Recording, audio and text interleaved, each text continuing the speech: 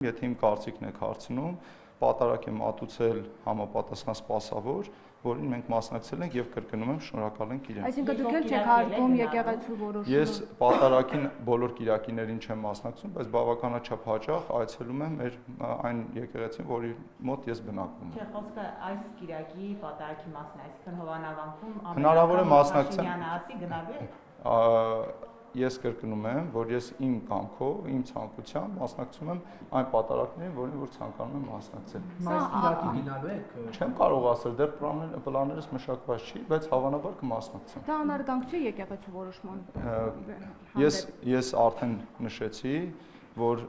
կարծում եմ, որ ոչ, անհարգանք չէ, որովհետև Ինչպես անարգանք։ Դե հիմա կներեք, ես չեմ կարող իմ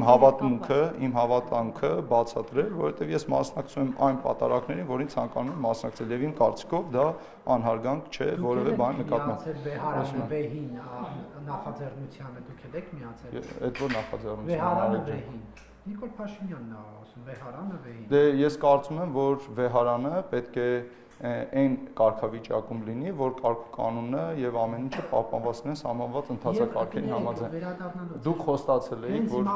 լսում եմ ձեզ։ Դաշտից եմ տալիս։ Նիկոլ Փաշինյանը նախորդ հարցուպատասխանի ժամանակ նշում էր, որ եկեղեցիները իրենց գույքերով, տարածքներով պետությանն է, որոնք անհատույց օգտագործման իրավունքով տրվել է մայրաթորին, բայց հետո լրագրողները բացել էին այդ Հովանավանքի օրինակով ցույց էին տալիս, որ կադաստրի թղթով, ինչպես սիրում է Նիկոլ Փաշինյանն ասել, մայրաթորին է պատկանում օրինակ Հովանավանքը։ Ես ձեր հղումները իհարկե չեմ հասկանում, ինչպես սիրում եք ասել, եթե դուք կոնկրետ հարց ունեք, խնդրում ձեր հարցը։ Առանց որևէ հղումների լսում եմ ձեզ։ Եկեղեցիները իրենց գույքերով, հողերով, Ուրեմն խորհրդային միության փլուզումից հետո հողի սեփականատեր հանդիսացել է բացառապես Հայաստանի Հանրապետությունը եւ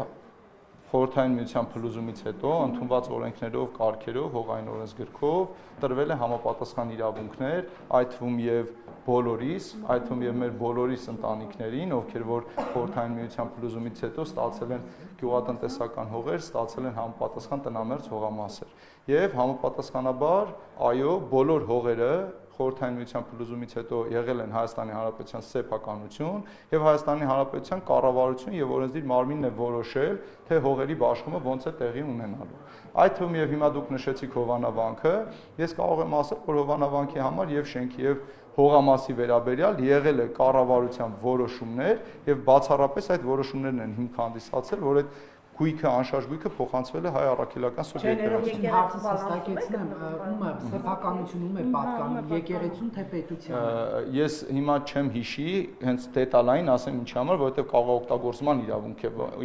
իրավունքով է փոխանցված։ Չէ, սեփականություն է։ Տեսեք, ելի եմ ասում, կաղաշինությունն է սեփականություն գրված, բայց հողը դա այլ կարգավորումների է տրվում եւ դրա համար եմ ասում ես եթե ձեզ հետաքրքիր է մենք կարող ենք ուսումնասիրել եւ դետալային պատասխանել համաձայն կառույց է հողերի կալվածքների կարծում եմ բավականին եթե չեմ սխալվում 600 կամ 700 միավոր անշարժ գույք կա եթե չեմ սխալվում կոնկրետ որովհետև դուք հիմա կոնկրետ եթե թվերին հարց տաք, ես պետք է խնդրեմ ձեզ առանձին հարցադրում անեք, որին պատասխանեք։ Մի դիտարկում էլ այս թեմայով, իսկ ազատված է եկեղեցու գույքահարկի եւ նմանատիպ։ Ուրեմն ըստ